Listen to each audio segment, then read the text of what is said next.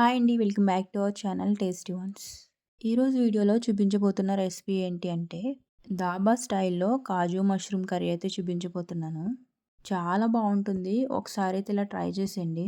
ముందుగా మిక్సీ జార్‌లోకి 2 medium size టమాటాలను ఇలా కట్ చేసి అయితే వేసుకోండి. ఆ తర్వాత 2 ఇంచుల వరకు అల్లం ముక్క అయితే వేసుకోండి. ఇంకా అందులో 6 వెల్లుల్లి రెమ్మలు, ఒక 10 వరకు జీడిపప్పు గుళ్ళు అయితే వేసుకుని ఫైన్ పేస్ట్ లాగా గ్రైండ్ చేసుకోవాలి. ఇప్పుడైతే స్టవ్ మీద ఒక కడాయి పెట్టుకుని దానిలో 2 టేబుల్ స్పూన్స్ వరకు ఆయిల్ హీట్ చేసుకోండి. నీట్‌గా క్లీన్ చేసుకున్న మష్రూమ్ కూడా వేసేసుకోండి. ఇప్పుడు ఇందులో ఒక టేబుల్ స్పూన్ వరకు సాల్ట్ అయితే వేసుకుని ఒక 5 మినిట్స్ పాటు ఫ్రై చేసి అయితే పక్కకు తీసేసుకోండి. ఇవైతే బటన్ మష్రూమ్ కాదు. మీకు బటన్ మష్రూమ్ దొరికితే వాటితో ట్రై చేయండి. నెక్స్ట్ ఇప్పుడు అదే ఆయిల్‌లో ఒక టేబుల్ స్పూన్ వరకు జీలకర్ర, 2 బిర్యానీ ఆకు, 6 మిరియాలు, 4 లవంగాలు, 2 యాలకులు, ఒక దాల్చిన చెక్క వేసి ఫ్రై చేసుకోండి. ఇవి లైట్‌గా ఫ్రై అయిన తర్వాత 2 మీడియం సైజ్ ఉల్లిపాయలు, 4 పచ్చిమిర్చి వేసి వేయించుకోండి. ఆనియన్స్ కొంచెం త్వరగా ఫ్రై అవ్వడం కోసం లైట్‌గా ఉప్పు కూడా యాడ్ చేసుకోండి.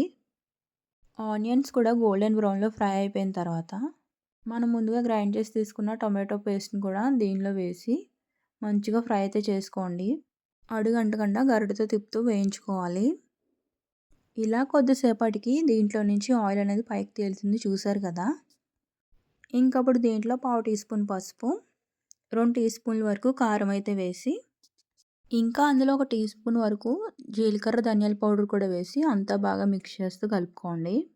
ఇప్పుడు దీంట్లో ముందుగా ఫ్రై చేసి పెట్టుకున్న మష్రూమ్ కూడా వేసి అంతా బాగా మిక్స్ చేస్తూ కలుపుకుని మూత పెట్టి ఒక 2 మినిట్స్ పాటు అయితే అలా వదిలేసేయండి. ఇప్పుడు మూత తీసి ఇలా ఆయిల్ అంతా పైకి తేలిన తర్వాత వాటర్ అయితే యాడ్ చేసుకోండి. ఇలా ముక్కలు మునిగేంత వరకు వాటర్ అయితే యాడ్ చేసుకుని ఇంకా అలా అంతా ఒకసారి గరిటె పెట్టి తిప్పుతూ కలిపి ఇంకా మూత అయితే పెట్టేసి ఒక 10 నిమిషాల పాటు మంటను మీడియం ఫ్లేమ్లో పెట్టి కుక్ చేసుకుంటే ఇలా కర్రీ అంతా కూడా గ్రేవీ కన్సిస్టెన్సీలోకి అయితే వచ్చేస్తుంది. ఇప్పుడు దీంట్లో ఒక టేబుల్ స్పూన్ వరకు గరం మసాలా పౌడర్, కొద్దిగా కసూరి మేతిని ఇలా నలుపు అయితే వేసుకోండి. ఇంకా ఫైనల్‌గా గార్నిష్ కోసం కొత్తిమీర కూడా యాడ్ చేసుకుని ఒక 2 నిమిషాల పాటు అలా ఉంచి దించేస్తే టేస్టీగా కాజు మష్రూమ్ కర్రీ అయితే రెడీ అయిపోయింది.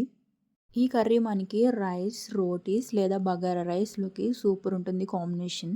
సో ఇలా ఒకసారి అయితే ట్రై చేయండి. వీడియో నచ్చితే లైక్ అండ్ షేర్ చేసి ఛానల్ అయితే సబ్స్క్రైబ్ చేసుకోండి. Thank you for watching.